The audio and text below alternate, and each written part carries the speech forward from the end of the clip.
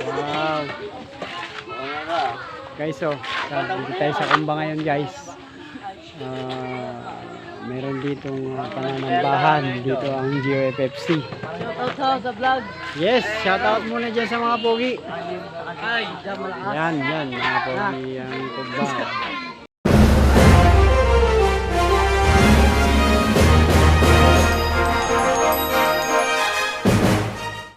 Doon lamang maniniwala ang tao nung sila'y kasalukuyang nagulunod na sila. Totoo yun.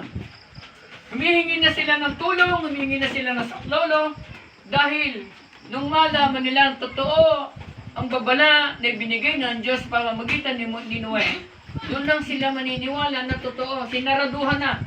Kasi baka mamaya sinaraduhan na ang pinto ng langit, hindi na tayo makapasok. Tama ba? Hello? Hindi lamang ito sa inyo. Hindi lang ito sa iba, kundi hindi lamang ito sa hindi mananampalataya. Kundi para sa ating lahat na magsawa. Cedric, Lawrence, dalawang Cedric, tama? Alvin, yung kayo magsawa na gawin. Si, pangalan nito? Adrian. Huwag kayong magsawa. Bakit? Sigurado ba kayo ligtas kayo? Alam niyo sa langit kayo pupunta. Hindi pa? Ikaw. Hindi pa rin. Ikaw. Hindi pa rin. Ikaw, alam mo na. Ikaw, alam mo na. Sa langit kayo pupunta. Ikaw. Hindi pa rin. Ang Bible, sinabi niya, sabi ng Diyos, hindi ko nagugunawin ang mundo sa pamamagitan ng baha. Tingnan nyo. Maaaring ang mundo ay gunawin ngayon sa pamamagitan ng apoy. Apoy naman. Ang pangako ng Diyos, yung covenant ng Diyos, pangako niya sa mga tao, sabi niya, hindi ko nagugunawin ang tao sa pamamagitan, ang mundo sa pamamagitan ng baha. Dati baha na. Walang natirang tao. Ang natirang tao lamang ng panahon yun, ang pamilya ni Noe, yung yung tatlo niyang anak, isang asawa at tatlong asawa ng kanyang mga anak. 8 lang sila natira yung mga panahon yun. Sige. Tingnan nyo. Ay, paano pala kung sa sambahayan ninyo walang matira? Hindi ako nagbabasa. O, makinig kayo, Meg, ha? Paano kung sa sambahayan nyo pala walang matira? O, biro-biro ang langit. Hindi po yung biro-biro ang impyerno. Kung langit, praise the Lord. Kung impyerno, bawa-awa kang tao. Kahabag-habag ka. Bakit?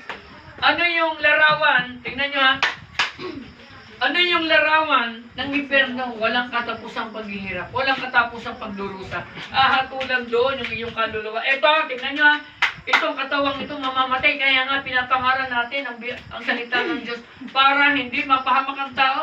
Natin pwedeng sabihin, hindi na baling mamatay ako. Nako, ito lupa lang, pero ito nagsasalitang ito ay hiwalay sa katawan nito sapagkat ito ay meron kaya pupuntahan. Iyan ang dapat natin gawin. Biglang tatahimik. Anong dapat natin gawin? Manampalataya po. Iyan, manampalataya sila. Yakagin natin sila. At sasabihin sa inyo ng mga masa buhay, Lady Cedric, sabi sa Geniel, Irene, Alvin, ba't hindi niya sinabi, Anika, na totoo palang impyerno? Hindi niya sinabi ito sa amin.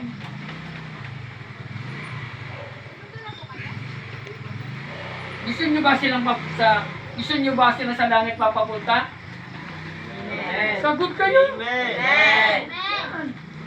Sa langit siyempre. Pero kailangan natin pumilo. Kailangan natin silang palalahanan. Nakakalungkot. Hindi po biro-biro yun. O, Anika, ha? Hindi natin dito pinagwawalang bahala. Bakit kami nagtsatsaga? Bakit kami nag-asok na pupunta pa rito? Mula sa Nasubo, punta rito. Sa verse 36 ng chapter 3 ng 1, sabi doon, mararanasan ang sino mang wala, sabi doon, ang sino mang tao na walang buhay na walang hanggan, tingnan nyo, ha? Ang di sumunod. Sabi doon ay tatanggapin natin ang galit at puot. Ano yung puot galit? Itatapon ang lahat ng tao na hindi sumampalataya at naniwala sa nitatapon sa apoy ng impyerno. Paya ka ba na mapatapon ng mga malusok? Sasabihin sa iyo, Cedric, Ba't hindi mo sinabi ito sa akin? Ay, hindi naman kayo. Lawrence! Lydia, bakit pinagano nyo? Kayo pa, attend kayo ng attend doon. Natutuwa pa na yun. Sana pinilit niyo ako. Akin ka. Yun, Di ba? Tuwan-tuwa na. Kaya nga, ang Diyos ay gumawa ng paraan para iligtas ang tao. Kinailangan niyang ipadala si Jesus Christ. Minahal ka niya, para iligtas ka niya. Kaya siya namatay sa cross, kaya siya pinasirap, kaya siya nahirapan, kaya siya nasaktan. Kaya siya namatay at muling nabuhay para ikaw, ibigyan niya ng buhay. Nawala hanggan. Tuwan-tuwa si Satanas kapag maraming kaluluwa. At kapag meron naman naliligtas, tuwan-tuwa rin ang mga anghel ng Diyos. Tuwan-tuwa kapag may